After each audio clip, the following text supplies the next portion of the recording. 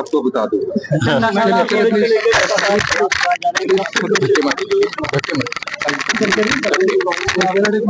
Furniture का ही tender नहीं हो रहा, तो मैंने अधिकारियों से बैठक ली कि ऐसी क्या चीज चिंता है, और जल्दी ही अब उसका टेंडर करके फर्नीचर उपलब्ध करवाइए, और थोड़ा सा और काम बचा है उस काम को पूरा करेंगे। मैं हूं HIV वायरस, नाम तो सुना ही होगा।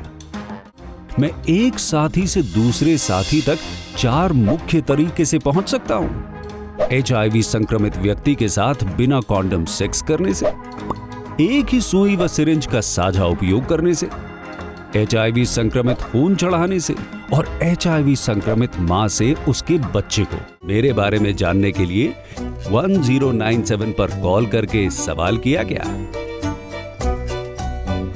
हिमाचल प्रदेश राज्य एड्स नियंत्रण समिति द्वारा जनहित में जारी की योजना हिमाचल प्रदेश में युवाओं को रोजगार देने की रही है। पहली बार वन विभाग में 2100 करीब युवा साथियों को आज रोजगार दिया गया, और वन मित्र वनों की संरक्षण, वनों को आगजनी से बचाने के लिए, और जो अवैध कटान होता है उसके संरक्षण के लिए अपने घर की नजदीक की बीट पर वन मित्रों को नियुक्ति पत्र दिए गए।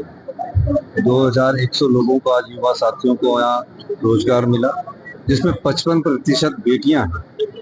मैं ये कहना चाहूँगा कि जहाँ हमारे संसाधनों का सही प्रयोग हो और वनों को सुरक्षा प्राप्त करने के लिए इस प्रकार की बीट वाइज नियुक्ति करना जरूरी था, जिसका आज पासिंग आउट डेट प्रक्रिया शुरू हो चुकी है। 917 TGT non medical, medical arts के पदों की भर्तियां शुरू हो चुकी है। 1 महीने तक उसका एप्लीकेशन भरने की डेट है, और उस प्रक्रिया के तहत एप्लीकेशनें भरी जा रही है। भारतीय जनता पार्टी की सरकार ने प्रदेश की संपदा को लुटा के रख दिया। जयराम ठाकुर जी ने चुनावों से पहले जिस राज्य के पास जो RDG थी वो 11,000 करोड़ के करीब आती थी, इस वर्ष हमारे पास सिर्फ 3200 करोड़ रुपए की RDG रहेगी। RDG का मतलब है रेवेन्यू डेफिसिट ग्रांट, जो उन राज्यों को उपलब्ध करवाई जाती है जिनकी आर्थिक स्थिति ठीक नहीं होती, और जिनकी आर्थिक स्थिति के आधार पर ये राज्यों का गठन नहीं हुआ था। तो 11,000 करोड़ के बाद जिस राज्य के पास 3200 की RDG रह जाए, किस प्रकार की वित्तीय स्थिति हो। और जो GST कंपनसेशन सेस था, यानी कि GST लागू होने से पहले हिमाचल प्रदेश में जो वैट और एक्साइज के रूप में कर मिलता था वो तकरीबन 5,000 करोड़ के करीब था। GST रिजिम लागू हुआ, वो जो हमारा GST रिजिम लागू होने के बाद जो वैट एक्साइज सब बंद हो गया। आज पूरे प्रदेश से GST के रूप में जो बद्दी से और दूसरी जगह से 4 से 5,000 करोड़ आता था, महज 150 करोड़ रुपया रह गया। केंद्र सरकार ने उसकी भरपाई के लिए GST कंपनसेशन सेस 3200 करोड़ रुपया हर साल दिया, और जून 2022 में वो भी बंद हो गए। फिर भी कठिन वित्तीय स्थितियों के बावजूद हम प्रदेश की आर्थिकी को मजबूती करने में जुटे हैं। पिछले 2 साल और 5 महीने के समय में हमने तकरीबन 2,500 से 3,000 करोड़ का अतिरिक्त राजस्व कमाया है, जो भ्रष्टाचार के चोर दरवाजों के द्वारा लुटा दिया जाता था। इसके अलावा जो भी संपदा का भाग है वो महज कुछ 37% जनता को ही उसका फायदा मिलता था। हमने सरकार बनी, जिस सरकार पर 75,000 करोड़ का कर्जा हो, 10,000 करोड़ की सरकारी कर्मचारियों की 6th पे कमीशन की देनदारियां हो, धीरे धीरे हम उसे दूर करने में लगे। मेरा मानना है कि अब अर्थव्यवस्था ने थोड़ी सही दिशा पकड़ी है।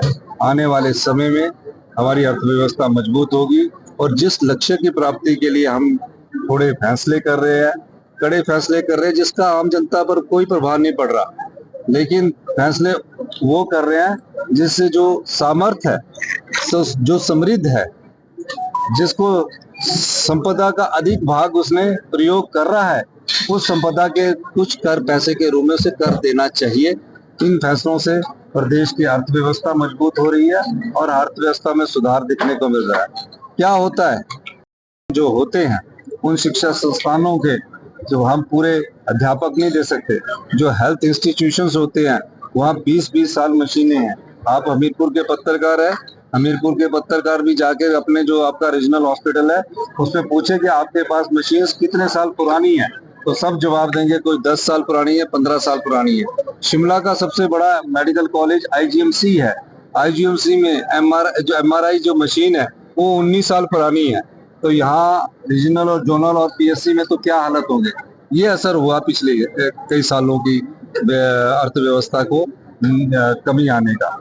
हम इसीलिए हमने कहा कि हम 40 साल पुरानी अर्थव्यवस्था को परिवर्तन करने के लिए आए हैं।